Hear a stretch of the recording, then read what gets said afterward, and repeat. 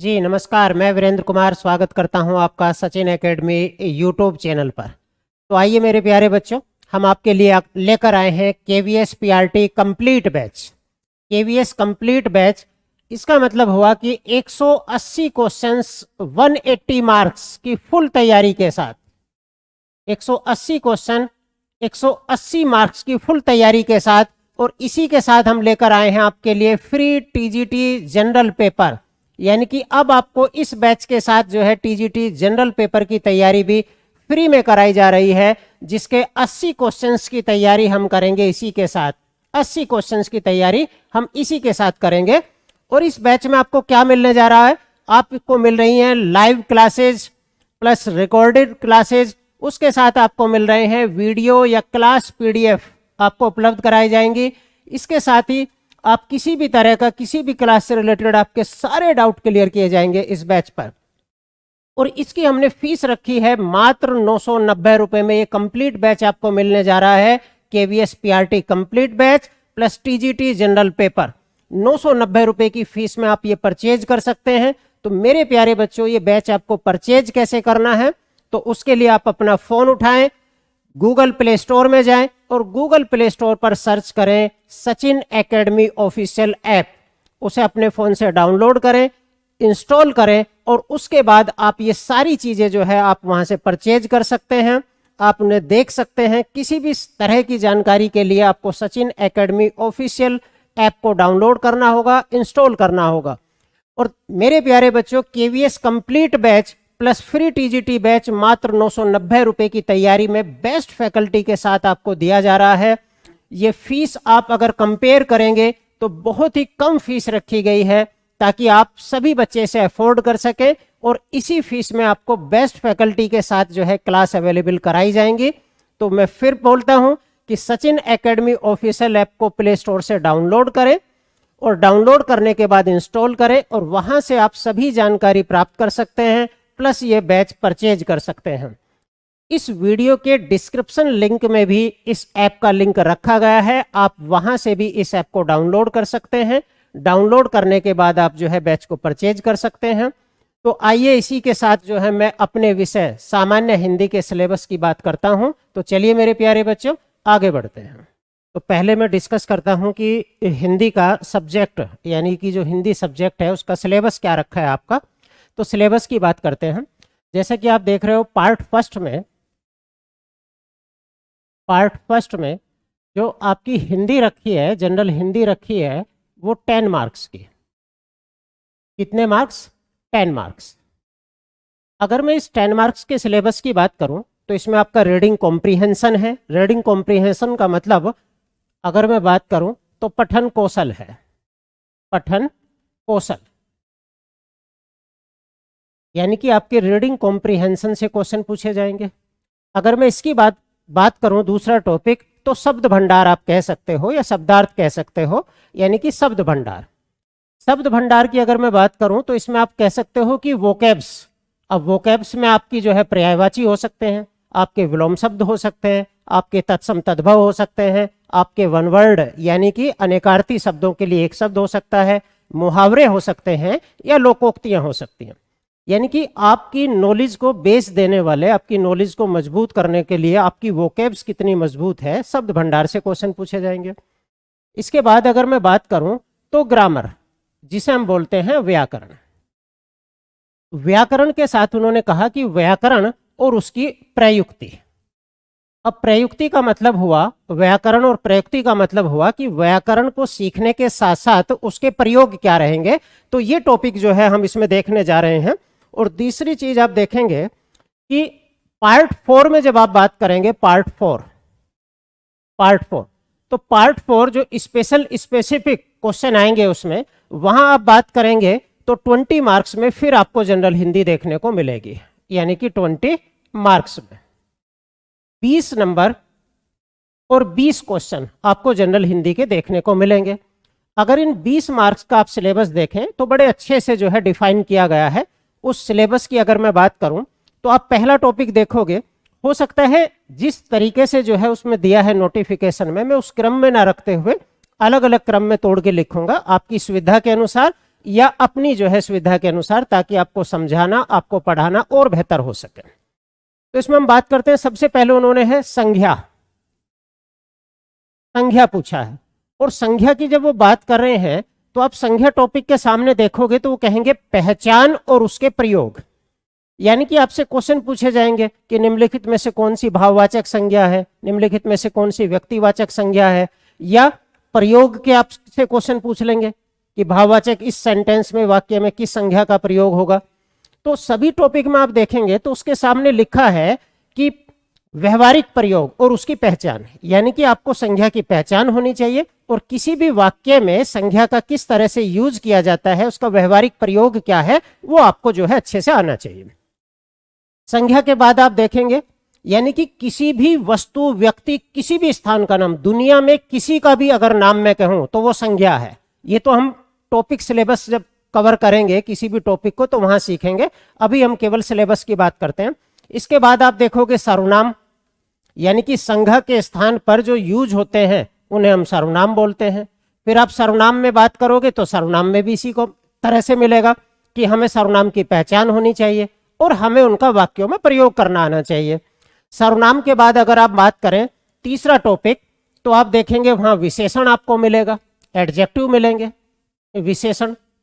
और विशेषण के साथ फिर ये, यानी कि संज्ञा के अर्थ को सीमित करने वाले जो है विशेषण हैं, या आप दूसरे शब्दों में कह सकते हैं कि संज्ञा की विशेषता बताने वाले शब्द को ही विशेषण कहते हैं। अब मैंने कहा कि संज्ञा के अर्थ को सीमित करने वाले, तो मैंने कहा लड़का, लड़का क्या है, किसी का नाम है लड़का, आप कह सकते हो किसी जाति का नाम हो सकता है। तो मैं कहूं इसके सामने में एक शब्द लगा दूं कि मोटा लड़का, तो अभी आपने कहा लड़का क्या है, कौन है, कैसा है, इसका अर्थ सीमित नहीं है, एक ब्रॉड संदर्भ में लड़का मैंने कहा। लेकिन जब मैंने उससे पहले किसी विशेषण का यूज कर दिया, मोटा लड़का, तो अब आपके लिए वो अर्थ सीमित हो गया कि हमें कौन सा लड़का तलाश करना है जो मोटा है। विशेषण की बात हुई कि संज्ञा के अर्थ को सीमित करने वाला विशेषण है। फिर आप देखेंगे इन्होंने एक टॉपिक रखा है कि विशेषण का संज्ञा के साथ सुसंगत प्रयोग। अब किसी भी संज्ञा के साथ कोई भी विशेषण यूज कर दें ऐसा तो पॉसिबल है नहीं, वाक्य की खूबसूरती और ग्रामेटिकल एरर उसमें आ जाएगी। इसीलिए इन्होंने एक टॉपिक रखा कि विशेषण के साथ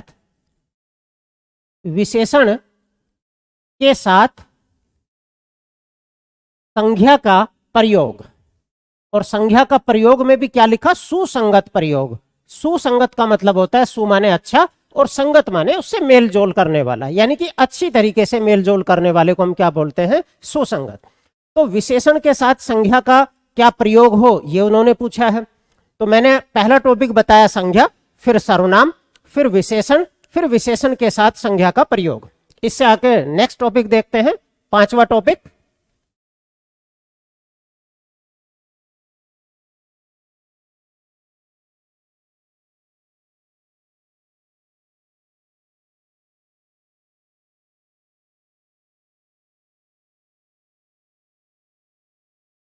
पांचवें टॉपिक की हम बात करें तो यहां आप देखेंगे लिंग, यानी कि सेक्स। किसी भी संज्ञा का क्या लिंग होगा, उस लिंग की हम पहचान कैसे करेंगे। जैसे क्वेश्चन पूछते हैं आपसे कि सरसों कैसा है, स्त्रीलिंग है या पुल्लिंग है, दही पुल्लिंग है या स्त्रीलिंग है। तो इस तरह के क्वेश्चन पूछेंगे कि कौन सा शब्द है इसमें जो पुल्लिंग और स्त्रीलिंग दोनों में यूज किया जाता है। अगर आप संस्कृत में चले जाएं तो लिंग 3 होते हैं, यानी कि एक होता है पुरुष लिंग जिसे हम पुल्लिंग बोलते हैं, एक फीमेल जिसे स्त्रीलिंग बोलते हैं, और संस्कृत में हम बात करें तो एक न्यूट्रल जेंडर होता है जिसे नपुंसक लिंग बोलते हैं। लेकिन हिंदी में 2 ही लिंग स्वीकार किए गए हैं, स्त्रीलिंग और पुरुष लिंग। तो हमें लिंग की पहचान होनी चाहिए। लिंग के बाद अगर मैं बात करूं छठा टॉपिक, तो आप देखोगे वचन। वचन का मतलब है, जैसे आप देखते हो संस्कृत में अगर आप बात करें तो 3 वचन होते हैं, एक वचन, द्विवचन और बहुवचन। लेकिन हिंदी और इंग्लिश में केवल 2 ही वचन होते हैं, इन्हें हम नंबर्स बोलते हैं इंग्लिश में। 2 ही वचन कौन से हो गए, एक हो गया एक वचन और एक बहुवचन। तो आप जब बात करेंगे कि कौन सी संज्ञा इसमें सिंगुलर में यूज होगी, एक वचन में यूज होगी, या क्वेश्चन पूछ लेंगे कि दीवार का बहुवचन बताइए, पंख का बहुवचन बताइए, या कोई बहुवचन दे देंगे तो उसका पूछ लेंगे। किसी भी शब्द का जो है वचन वो पूछ सकता है। इसके बाद अगर मैं बात करूं तो आपसे काल पूछेंगे, काल जो आप इंग्लिश में टेंस पढ़ते हो, और काल में आपसे कोई सा भी पूछा जा सकता है, आपसे वर्तमान काल, भूतकाल, भविष्य काल। फिर वर्तमान काल के जो है भेद करेंगे, भूतकाल के भेद वो पूछ सकता है, किसी भी वाक्य को देकर कह सकता है कि निम्नलिखित में से कौन सा जो है पूर्ण भूतकाल का है, कौन सा आसन वर्तमान काल का है, कौन सा हेतु मद भविष्य काल का है। तो इस तरह के क्वेश्चन करने के लिए आपको जो है काल की जानकारी होनी चाहिए। इसके आगे मैं टॉपिक की बात करूं, टॉपिक नंबर 8, तो मैं बात करूं तो कारक। आपसे कारक, जिसे विभक्ति भी बोल सकते हैं, कारक पूछ सकता है कि कर्ता की विभक्ति क्या होती है, कर्म की विभक्ति क्या होती है, संप्रदान की विभक्ति क्या होती है, अपादान क्या होता है। तो आपसे इस तरह के भी क्वेश्चन पूछे जा सकते हैं। इसके बाद अगर मैं बात करूं जो टॉपिक में दे रखा है, आप उसे वहां से जो पार्ट फर्स्ट में 10 नंबर में शब्द सामर्थ्य दे रखी है, शब्द भंडार दे रखी है, आप उस टॉपिक को यहां भी देख सकते हैं। यहां अलग से लिखा गया पर्यायवाची आपसे पूछे जाएंगे, आपसे अग्नि का पर्यायवाची, आपसे वायु का, किसी भी चीज का पर्यायवाची। पर्यायवाची यानी कि सिनोम्स, यानी कि जो शब्द उसके स्थान पर यूज हो सकता है, यानी कि दोनों का अर्थ समान है, उन्हें हम पर्यायवाची बोलते हैं। इसके बाद आप देखें तो 10 नंबर पर आप देखेंगे तो आपसे विलोम शब्द पूछे जाएंगे। विलोम शब्द, विलोम शब्द का मतलब एंटोनिम्स पूछे जाएंगे कि ऊंचाई का विलोम शब्द क्या है, गुरु का विलोम शब्द क्या है। कोई भी शब्द जिसका विलोम शब्द बनेगा उसका विलोम शब्द पूछा जाएगा। जब आप इन दोनों टॉपिक को देखेंगे तो उनके ब्रैकेट में आप देखेंगे पर्यायवाची कोई हल्की चीज नहीं है। जिस व्यक्ति का, जिस स्टूडेंट की वोकैबुलरी जितनी ज्यादा स्ट्रांग होगी वो ज्यादा बेहतर तरीके से कर पाएगा। तो सारे पर्यायवाची को, सारे विलोम शब्द को, सारे तत्सम तद्भव को अपने में समेटना, ये अपने आप में ही बहुत बड़ी बात है जो पॉसिबल नहीं हो पाता। तो आप इन दोनों टॉपिक के अगर ब्रैकेट में देखेंगे तो क्या लिखा है, सामान्य लेवल का, यानी कि वो आपसे इसमें बहुत बड़े लेवल की बात नहीं कर रहे, वो आपसे सामान्य लेवल का जो है पूछना चाह रहे हैं। इसके बाद अगर मैं बात करूं टॉपिक नंबर 11 की, तो 11 में आप देखेंगे वहां पूछा गया है कि गणित के पाठ्यक्रम में हम जिन संख्याओं का यूज करते हैं ना, गणित का पाठ्यक्रम कैसे है, जैसे हम इंग्लिश में कहें तो 1 2 3 4 5, इन्हें हिंदी में हम कैसे लिखते हैं, 1 2 3 4 5। आपसे क्वेश्चन पूछ लिया, इस तरह से लिख दिया कि जो इंग्लिश में 46 लिखा है इसे हिंदी में शुद्ध रूप से कैसे लिखेंगे, 46 कैसे लिखा जाएगा। आपसे क्वेश्चन पूछ लिया 86 कैसे लिखा जाएगा, हिंदी में 87 कैसे लिखते हैं। तो इसके लिए अगर मैं इसे टॉपिक को अलग से ना रखूं तो एक टॉपिक होता है जिसे हम बोलते हैं शब्द शुद्धि, यानी कि किसी भी शब्द को शुद्ध रूप से कैसे लिखा जाता है। जैसे बहुत सारे बच्चे मान लो उज्ज्वल लिखते हैं, तो बहुत सारी किताबों में भी जो हिंदी के रिलेटेड नहीं है वो उज्ज्वल ऐसे लिख देते हैं, जबकि गलत है ये। तो हमें शब्द शुद्धि भी होनी चाहिए। और जब हम संज्ञा को पढ़ते हैं, यानी कि संज्ञा के साथ जो पहला ग्रामर का टॉपिक पढ़ते हैं यानी कि संधि, तो जब हम संधि सीखते हैं तो मात्र संधि नहीं सीख रहे, 70% शब्दों को सही लिखना भी सीखते हैं। लगभग 60% जो है उपसर्ग सीखते हैं, प्रत्यय सीखते हैं, 50% जो है समास सीखते हैं उसी के साथ। तो किसी भी टॉपिक को जब आप पढ़ें तो दूसरे टॉपिकों से कोरिलेट उन्हें करके पढ़ें, ताकि समझने में आसानी हो और लंबे समय तक याद करने में आसानी हो। तो कुल मिलाकर ये आपका सिलेबस हुआ, यानी कि 180 क्वेश्चन में से हिंदी आपकी 30 मार्क्स अर्थात 30 क्वेश्चन पूछे जाने वाले हैं। और ये एक ऐसा सेक्शन है जिसमें कम समय में बेहतर तैयारी की जा सकती है, 30 के 30 मार्क्स लाए जा सकते हैं।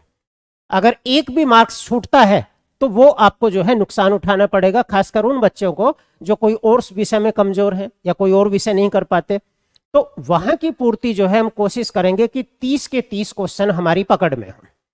तो चलिए सिलेबस डिस्कस करने के बाद जो है मैं थोड़ा सा पहला टॉपिक लेता हूं कि आखिर हमारे पढ़ने की स्ट्रेटजी क्या होगी, रणनीति क्या होगी, या हम किस तरह से जो है टॉपिक कवर करेंगे।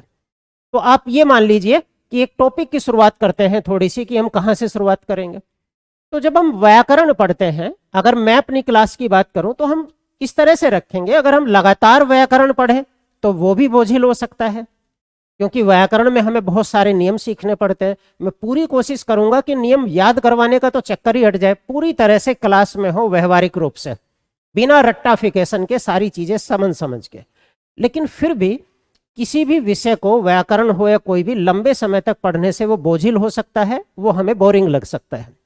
तो इसी बोरियत को दूर करने के लिए हम क्या काम करेंगे, हमने मान लो ग्रामर का एक टॉपिक पढ़ा, अब ग्रामर का एक टॉपिक पढ़ने के बाद हम जो है वोकैब्स का उठाएंगे प्रैक्टिस के तौर पर। मान लो विलोम शब्द, मैं आपको 200 क्वेश्चन विलोम शब्द के तैयार करवाऊं जिनसे बाहर एक भी क्वेश्चन नहीं आएगा। मैं 100 क्वेश्चन पर्यायवाची के तैयार करवाऊं जिनसे आपसे एक भी क्वेश्चन बाहर नहीं आएगा। तो हम थोड़ा सा बैलेंस लेकर चलेंगे। एक क्वेश्चन व्याकरण का, एक शब्द भंडार का, एक व्याकरण का, एक शब्द भंडार का। तो धीरे धीरे हमारी जो है सारा सब्जेक्ट कवर होता चला जाएगा। लेकिन इसका मतलब ये नहीं है कि जब मैं वर्णमाला आपकी कंप्लीट करता हूं तो मैं आपको शब्द भंडार नहीं पढ़ाऊंगा, क्योंकि वर्णमाला में जब मैं आपको पढ़ा रहा हूं तो मैंने आपको आधे संधि के नियम सिखा दिए, आधे छंद के नियम सिखा दिए। तो वर्णमाला को डायरेक्ट करने के बाद या तो हम छंद का टॉपिक करें या संधि का करें। इसका मतलब अगर 3 चैप्टरों को हम लगातार करते हैं तो हमारा जो है ये टॉपिक बड़ी आसानी से समझते चले जाएंगे। उसके बाद फिर हम एक वोकैब्स का चैप्टर उठाते हैं। तो चलिए एक चैप्टर की तरफ बढ़ते हैं। हम एक चैप्टर देखते हैं कि आखिर हम अपनी तैयारी को किस तरह से करने वाले हैं।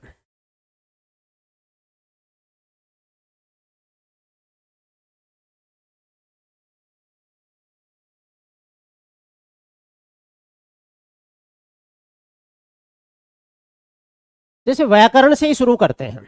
व्याकरण होता है, हम बात करते हैं कि हिंदी व्याकरण की संरचना। हिंदी व्याकरण की संरचना, हिंदी व्याकरण की संरचना।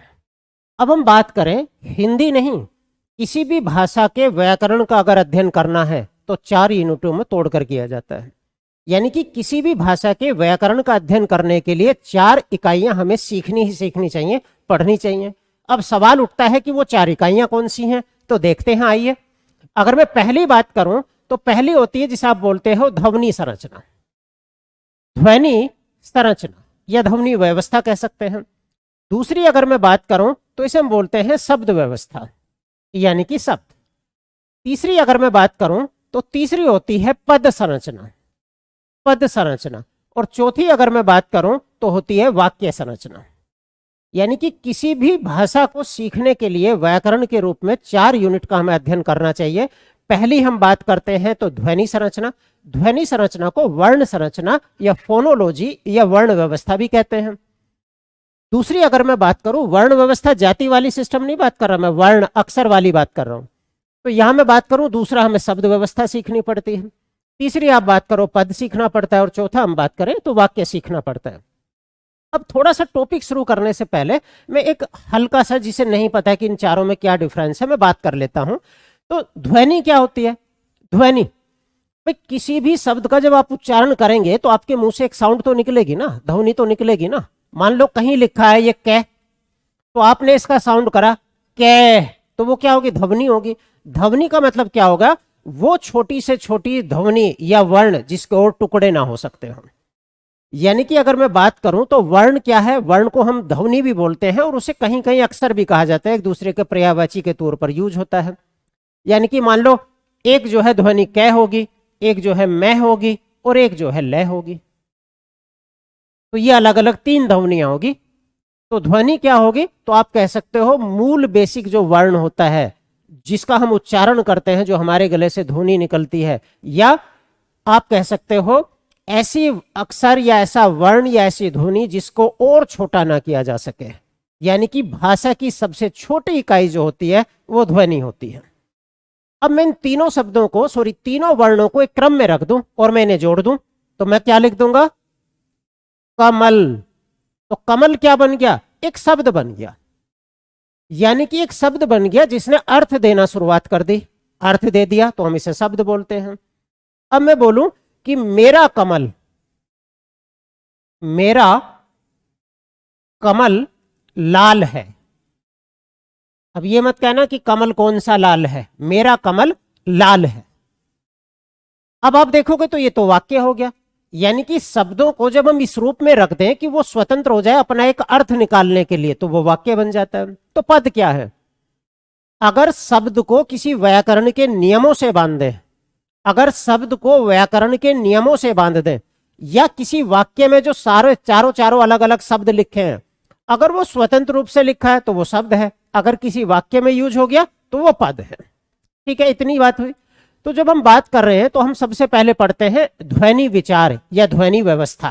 तो देखते हैं ध्वनि व्यवस्था की तरफ, आइए।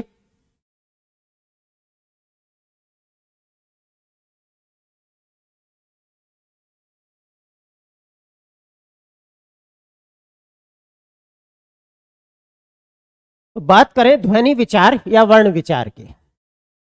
ध्वनि विचार या वर्ण विचार, इसी को हम क्या बोलते हैं? वर्ण विचार या व्यवस्था, इंग्लिश में बोलते हैं फोनोलॉजी। ध्वनि या वर्ण विचार। अब वर्ण की मैं बात करूं तो कहते हैं कि वर्ण जो है वो व्रे धातु से निकला है। व्रे धातु से निकला है। धातु क्या होता है? धातु आप जब क्रिया पढ़ोगे तो हम आपको सीखेंगे, जब वहां धातु क्या होता है, मान लो कोई जो शब्द है वो बेसिक रूप से आया कहां से है, तो उसे हम धातु बोलते हैं। तो हम बोलते हैं कि जो वर्ण है वो व्रे धातु से बना है, जिसका मतलब होता है वर्ण करना या चुनना। वर्ण करना या चुनना। अब बात आती है कि वर्ण क्या है, तो हम कहेंगे वर्ण जो है लिखित भाषा की वह छोटी से छोटी इकाई है जिसके और टुकड़े ना हो सकते हैं। तो वर्ण क्या है? तो आप कहोगे कि लिखित भाषा की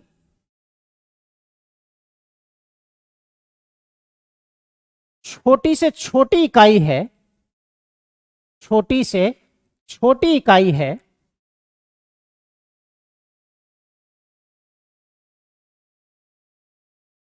जिसके टुकड़े न हो सके, जिसके टुकड़े न हो सके।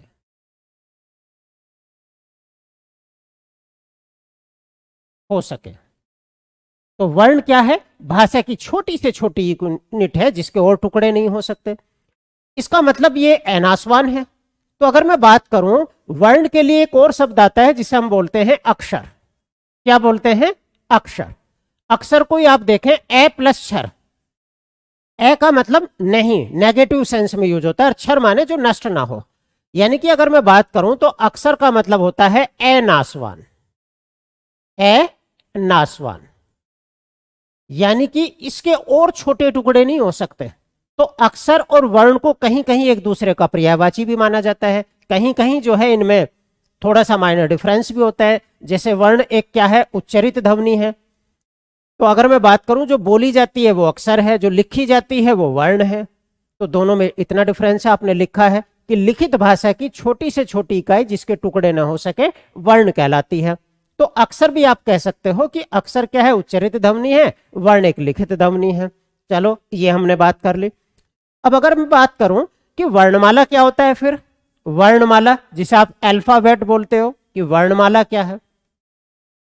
तो अगर मेरे से कोई पूछे कि वर्णमाला क्या है, तो मैं कहूंगा किसी भी भाषा के वर्णों का व्यवस्थित एवं क्रमबद्ध समूह जो है वो वर्णमाला कहलाता है। किसी भी भाषा के क्रमबद्ध यानी कि क्रम में लिखे हुए और व्यवस्थित वर्णों का समूह वर्णमाला कहलाता है। अब इसने मेरे सामने एक शब्द लगा दिया, अच्छा वर्णमाला तो ठीक है, फिर ये बताओ हिंदी वर्णमाला क्या है। तो मैंने कहा अब और भी आसान हो गया, तो मैं कहूंगा 52 वर्णों का क्रमबद्ध और व्यवस्थित समूह हिंदी वर्णमाला कहलाता है। किसी ने कहा अंग्रेजी वर्णमाला क्या है, तो मैं कहूंगा a set of 26 letters are called English alphabet. यानी कि 26 अक्षरों का या 26 वर्णों का समूह जो है अंग्रेजी वर्णमाला कहलाता है। तो अंग्रेजी वर्णमाला समझ गए आप। वर्णमाला क्या हो गया? किसी भी भाषा में के प्रतीक कह लीजिए, ध्वनि कह लीजिए, अक्षर कह लिए, वर्ण कह लिए, अगर उन्हें हम क्रमबद्ध और सुव्यवस्थित रूप से रख दें तो वो वर्णमाला कहलाते हैं।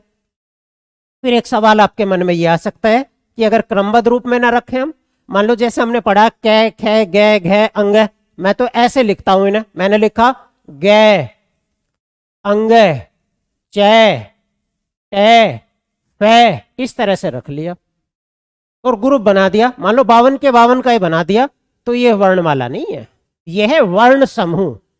यानी कि अगर वर्ण एक क्रमबद्ध और व्यवस्थित फॉर्म में नहीं रखे तो फिर हम उन्हें बोलेंगे कि भाई ये तो वर्णों का एक ग्रुप है, समूह है।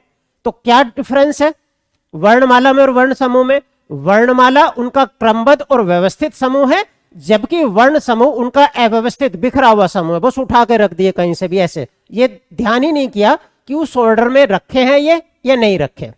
तो वर्णमाला और इसमें अंतर समझ गए। अब बात करते हैं हिंदी की वर्णमाला की लिपि कौन सी है। एक स्क्रिप्ट भी तो होती है ना। लिपि क्या होती है? कुछ प्रतीक चिन्ह होते हैं जिन्हें किसी भाषा को लिखने के लिए यूज किया जाता है, उसे हम स्क्रिप्ट यानी कि लिपि बोलते हैं। जैसे आप देखते हो ए आ ई उ कै ख गे, ये सारे क्या हैं? प्रतीक चिन्ह हैं कुछ, तो इन्हें लिपि बोलते हैं। तो फिर एक सवाल उठा कि हिंदी भाषा की लिपि क्या है। तो देवनागरी लिपि की अगर मैं बात करूं तो वो हिंदी भाषा की लिपि मानी जाती है। कई बार क्वेश्चन पूछा गया है कि किस और भारतीय राज्य में बोली जाने वाली भाषा की लिपि देवनागरी है, तो मेरा आंसर होगा मराठी भाषा की लैंग्वेज। आप देखोगे तो क्या है? देवनागरी है। फिर कहा देवनागरी कहां से आ गई, तो आप कहोगे जो ब्राह्मी लिपि थी ना पहले प्राचीन काल में, आप देखते होगे अशोक के अभिलेख पढ़ते होगे, बहुत सारे अशोक के अभिलेख ब्राह्मी लिपि में मिले हैं। उसी का परिष्कृत रूप जो है देवनागरी लिपि है, और इसे नागरी लिपि भी बोलते हैं। कि लिखी कैसी जाती है, तो आप ही देख लो कैसे लिखते हो। जब मैंने यहां लिखा ध्वनि वर्ण विचार, तो अपना मार्कर कहां से शुरू किया? अपने लेफ्ट हैंड से, और किस तरफ चलाया है? राइट को। तो जो देवनागरी लिपि है वो कैसे लिखी जाती है? लेफ्ट टू राइट, यानी कि बाएं से दाएं ओर लिखी जाती है। चलो ये तो हो गए वर्णमाला के क्वेश्चन। अब हम पूछते हैं, हमारा वर्ण विचार हम पढ़ते हैं जो टॉपिक है, कि आखिर हमारी वर्णमाला क्या है। तो चलो वर्णमाला की तरफ बढ़ते हैं।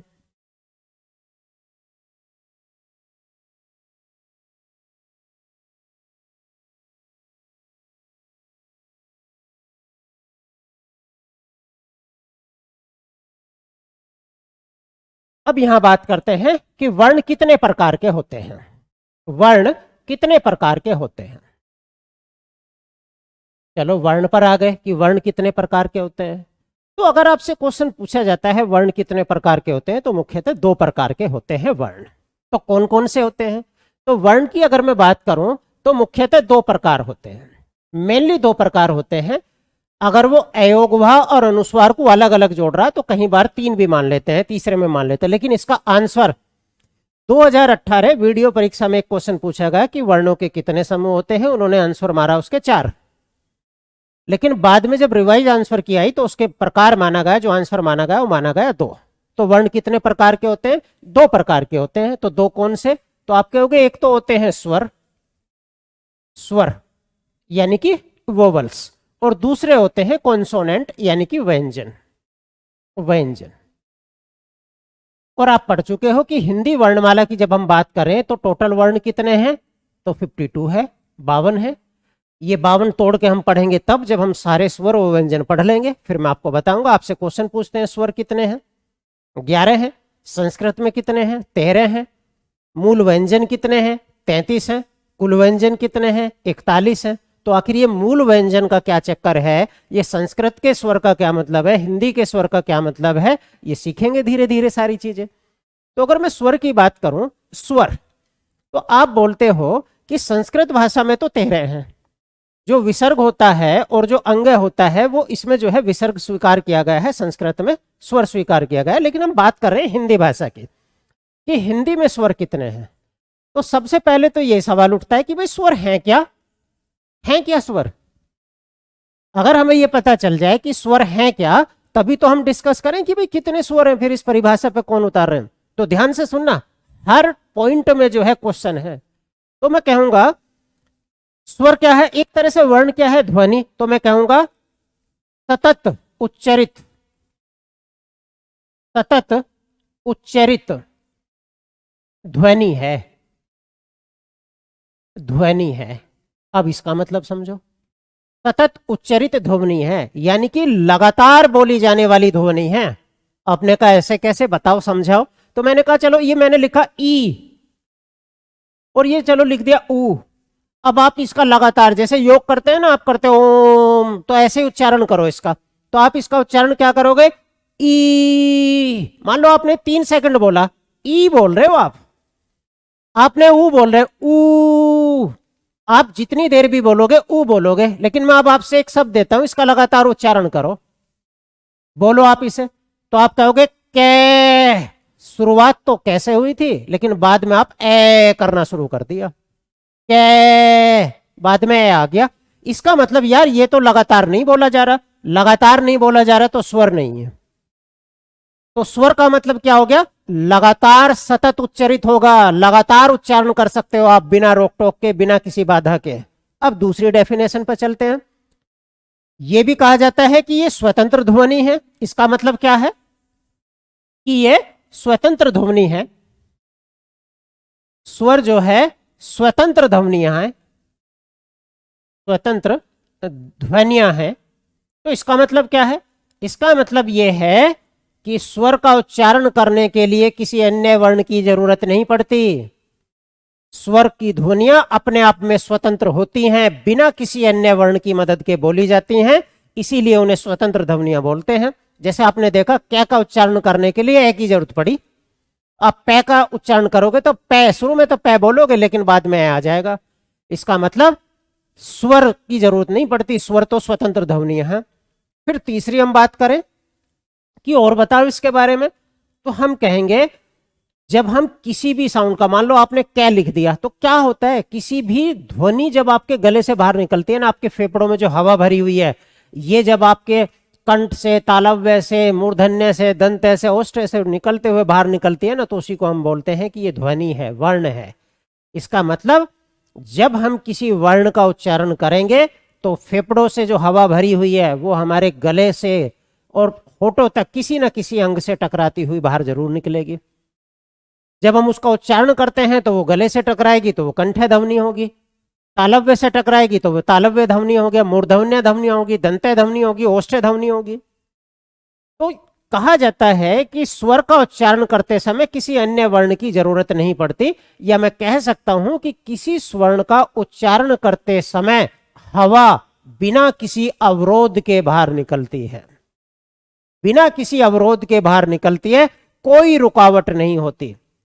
तो आप क्या कह सकते हो? तीन डेफिनेशन, सतत उच्चरित होती हैं, स्वतंत्र ध्वनियां हैं, और एक आप कह सकते हो कि इनका उच्चारण करते समय कोई बाधा नहीं होती, कोई अवरोध नहीं होता, इसीलिए हम इन्हें क्या बोलते हैं? स्वतंत्र ध्वनि बोलते हैं, या उच्चरित ध्वनि या स्वतंत्र ध्वनियां बोलते हैं। चलो अब बात करते हैं ये हैं कितने, कि स्वर आखिर हैं कितने। यहां बात कर लेते हैं कि स्वर ध्वनियां कितनी हैं। तो मैं यहां बात करूं कि स्वर ध्वनियां कितनी हैं, तो हिंदी भाषा में माना गया है कि 11 स्वर हैं। यहां भी थोड़ा सा विवाद है, तो हिंदी में जो है 11 स्वर हैं। अब 11 स्वर हैं तो कौन कौन से हैं ये भी समझ लीजिए। तो आप पहला कहोगे ए, दूसरा आ, तीसरा ई, चौथा ई, पांचवा री, छठा ऊ, औ, ऐ, आई, ओ, और एक है औ। ये औ, यानी कि 11 स्वर स्वीकार किए गए हैं हिंदी भाषा में। अब आप करो, कुछ लोगों का कहना होगा कि ऋषि को तो बहुत सारे जो है कामता प्रसाद, हरदेव भारी, भोलानाथ तिवारी, ये जो है स्वर मानते ही नहीं है। तो बहुत सारे बड़े बड़े ग्रामरिया हैं, व्याकरण हैं, वैयाकरण, जो इसे मानते ही नहीं है स्वर। लेकिन एग्जाम में तो पूछा जाता है ना, एग्जाम में तो अगर इसे स्वीकार कर रहे हैं, अगर आप आज से 2500 साल पहले चले जाएं तो पाली भाषा में ही ऋषि का उच्चारण, जो संस्कृत में ऋषि होता था, हिंदी में इसका री उच्चारण हो गया।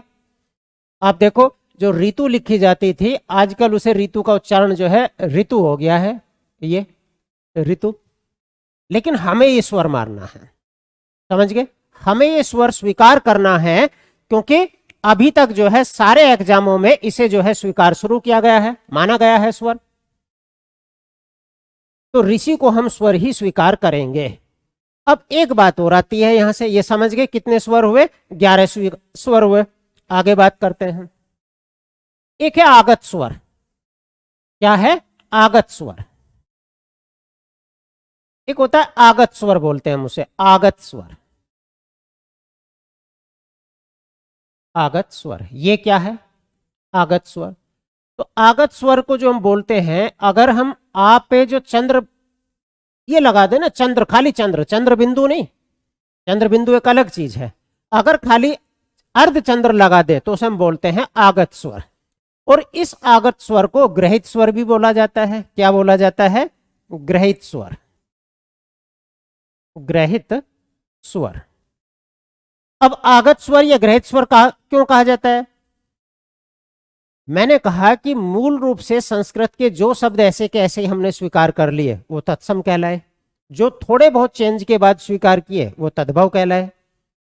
तो आगत स्वर बहुत सारे हमने हिंदी भाषा में अंग्रेजी और यूरोपीय भाषाओं के शब्द भी स्वीकार किए। जैसे हमने देखिए, हम यूज करते हैं कॉपी, कॉपी, हम यूज करते हैं टॉफी, टॉफी, रॉड यूज करते हैं हम यूज करते हैं इसके अलावा और देखें मॉल। यानी कि अंग्रेजी और यूरोपीय भाषाओं से जो हमने शब्द यूज किए वहां जो है आगत स्वर का यूज होता है। और बहुत सारी किताबें जो हैं इसे भी स्वर की श्रेणी में यूज करती हैं। तो अगर आपसे कभी क्वेश्चन पूछ लिया जाए कि आगत स्वर कौन सा है, तो कौन सा है? अर्धचंद्र वाला, बिना बिंदी वाला, वो कहलाता है आगत स्वर। अब यहां एक क्वेश्चन और पूछा जा सकता है आपसे कि आगत ध्वनियां कौन सी है? ये तो आगत स्वर हो गया। अब ध्वनिया की बात करेंगे तो स्वर और व्यंजन दोनों हो सकते हैं। तो आगत ध्वनिया की अगर मैं बात करूं, ये मैं रफ करूं अगर,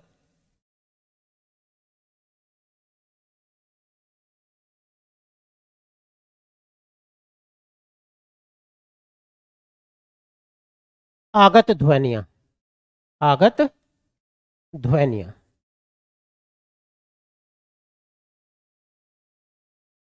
तो आगत ध्वनि आप देखते हो, एक तो यही है अर्धचंद्र वाला, और एक है नुक्ता।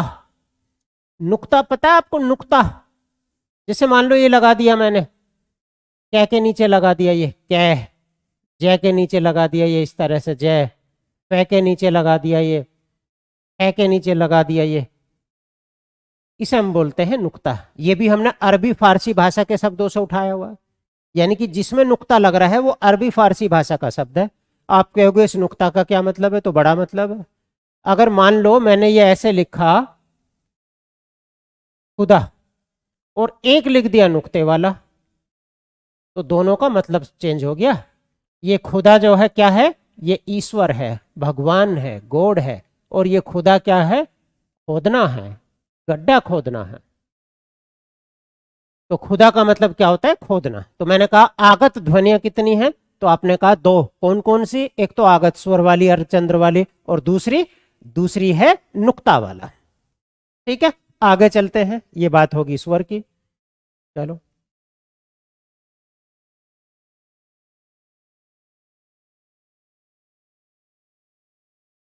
अब बात करते हैं स्वर के प्रकार कितने होते हैं। स्वर के प्रकार,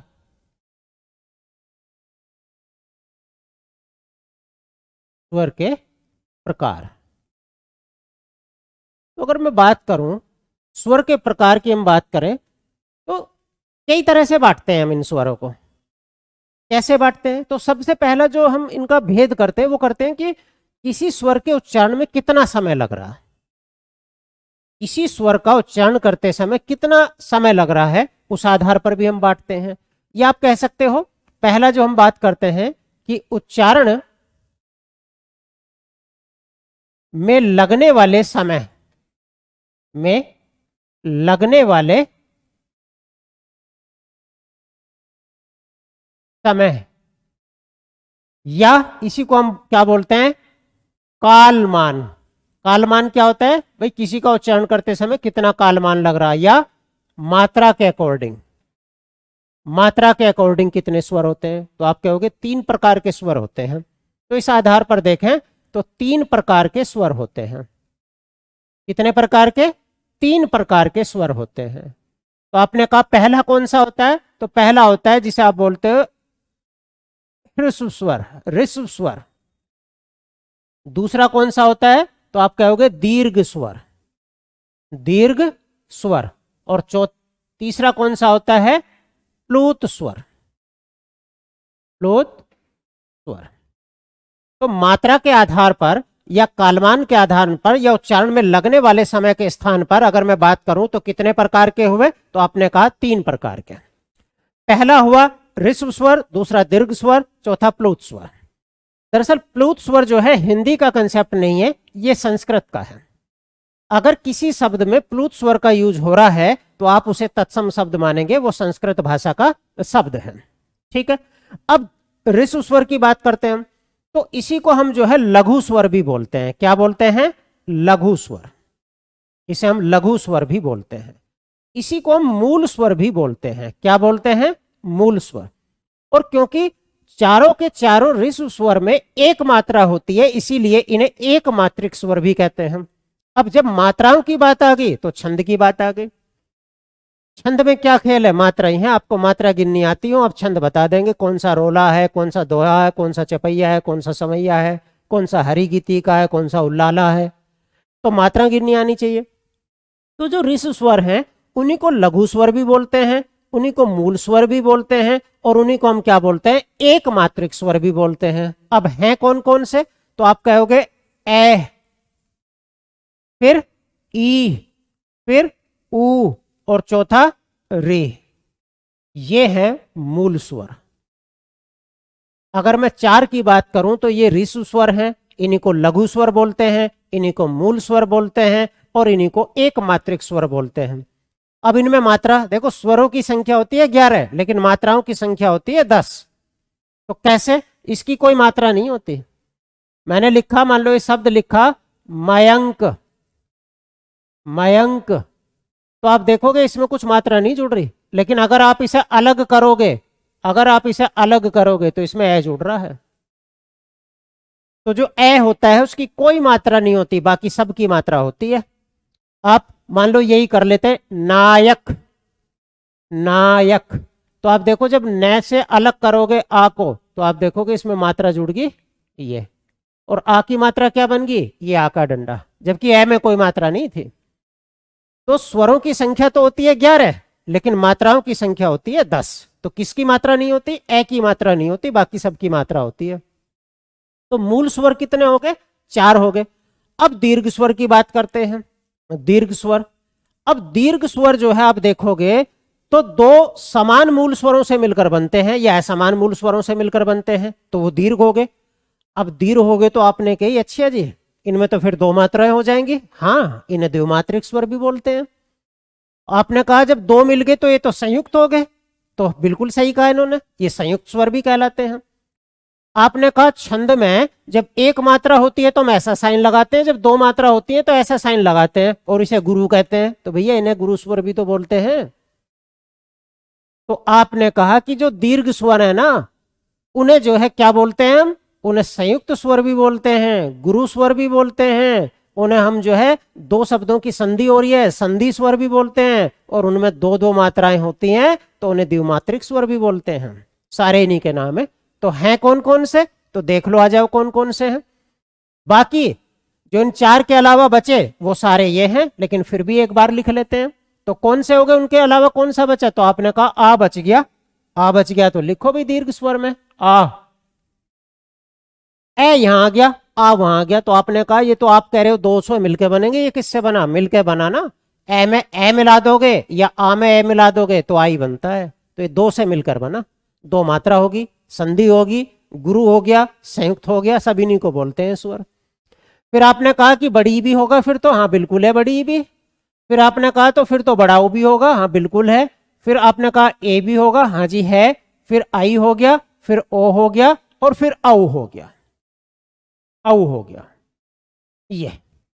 ये होते हैं 7 दीर्घ स्वर। लेकिन कभी क्वेश्चन पूछ लें कि जो आगत स्वर पढ़ा ना आपने आ और आप अर्ध चंद्र वाला, वो भी जो है दीर्घ स्वर में काउंट होता है, उसकी भी 2 मात्राएं होती हैं। तो कभी चंद्र बिंदु ना लग रहा हो, बिंदु ना लग रहा हो, खाली चंद्र लग रहा हो, तो आप उसे क्या मानना है? आपको मानना है कि इसकी 2 मात्राएं हैं। अब इनमें भी भेद होता है बच्चों।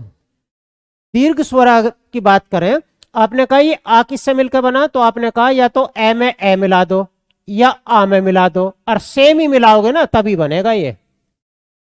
अभी आपने कहा ई कैसे बनता है? तो ई है ना, या तो छोटी ई में या बड़ी ई में, या तो छोटी छोटी मिला दो या बड़ी मिला दो, छोटी में छोटी मिला दो, छोटी में बड़ी मिला दो, बड़ी में छोटी मिला दो, बड़ी में बड़ी मिला दो, बड़ी ही बनेगा। ये नियम है संधियों के। जब आप स्वर संधि सीखेंगे तो सीख गए आप स्वर संधि है। आपने कहा ऊ, तो ऊ भी ऐसा ही होता है भाई, छोटा ऊ मिला दो, बड़ा ऊ मिला दो, या छोटे ऊ के साथ बड़ा ऊ मिला दो, या बड़े ऊ के साथ छोटा ऊ मिला दो। तो आपने कहा अच्छा जी, ये तो समान समान से मिलकर बन रहे हैं, तो ये क्या हुए? तो आपने कहा समान जातीय, यानी कि सजातीय। तो सजातीय स्वर किन्हें बोलते हैं? दीर्घ स्वर दो तरह के होते हैं, एक सजातीय और एक विजातीय। सजातीय क्या होता है? जो दो समान लघु स्वरों से मिलकर बनते हैं। आप लघु स्वर नहीं कह सकते, ए नहीं मिलेंगे, ए में आ भी मिलेगा। तो समान या लघु हो चाहे दीर्घ हो, लेकिन समान होने चाहिए, उनसे मिलकर बनता है। ऐसे ही आपने देखा, आपने कहा ये किससे मिलकर बनता है? तो अगर आप इसकी बात करोगे ना, तो इसे ए या आ में आपको या तो छोटी ही मिलानी पड़ेगी या बड़ी ही मिलानी पड़ेगी, तब ये बनेगा। इसकी एक मात्रा होती है। जैसे आप लिखे अनेक, तो जो एक मात्रा है ना वो यही वाला है। फिर आपने कहा ये कैसे बनेगा? तो ये बनेगा ए या आ में आप मिला दो, इसी को मिला दो, तो आपका ये बन जाएगा। फिर ओ कैसे बनेगा? तो ओ बनेगा ए या आ में ये मिला दो, या तो ए मिला दो या ए मिला दो। तो औ कैसे बनेगा? औ में यही मिलाना पड़ेगा ए के साथ। तो ये कैसे हो गए? ये हो गए विजातीय स्वर। तो आपने पढ़ा लघु स्वर पढ़ लिए, आपने दीर्घ स्वर दो तरह के हों, सजातीय और विजातीय, वो पढ़ लिए। अब इस प्लूत की भी बात करते हैं। लेकिन आपके दिमाग में किसी के मन में ये बात आ रही होगी कि ऋषि क्यों नहीं बनाया इन्होंने। ऋषि भी अगर मैं बात करूं, ऐसे में ऋषि लिखूं, ऋषि में ऋषि मिला दिया तो बड़ा ऋषि बन जा, बड़ा री, इस तरह से बन जा, ये बन तो जावे ये। लेकिन ये केवल संस्कृत में यूज होता है, हिंदी के शब्दों में दीर्घ ऋषि स्वीकार नहीं है, ना ही यूज होता। अगर हिंदी के किसी भाषा में किसी शब्द में ये लिखा है बड़ा ऋषि, तो समझ लेना ये संस्कृत का शब्द है, और संस्कृत का शब्द है तो तत्सम शब्द है। और वैसे भी ऋषि भी संस्कृत का ही है। आप बात करें किसी में भी ऋषि लग रहा है तो वो संस्कृत का ही शब्द माना जाता है। क्लियर है यहां तक? अब बात चलते हैं, ये प्लूत स्वर क्या है भाई, ये क्या बवाल है? तो आप कहोगे प्लूत स्वर का कंसेप्ट हिंदी में तो है नहीं। जहां भी प्लूत शब्द लग रहा है, स्वर लग रहा है, वो संस्कृत का शब्द है जी, संस्कृत में यूज हो गए। लेकिन संस्कृत के बहुत सारे शब्द हिंदी में भी तो यूज कर लें जिन्हें हम तत्सम बोले। तो आपने कहा प्लूत स्वर क्या है? तो मैंने कहा दीर्घ स्वर में क्या कहता हूं? जिनके उच्चारण में ऋस्व स्वर से दुगना समय लगता है, डबल समय लगता है इनमें सबसे ज्यादा है। तो फिर ये क्या है प्लूत स्वर? तो मैंने कहा जिनमें ऋस्व स्वर से तिगुना समय लगता है। ओहो, तिगुना लगता है इनमें तो इनकी पहचान बना दी एक। कैसे बना दी? जैसे देखते हैं क्या बना दी।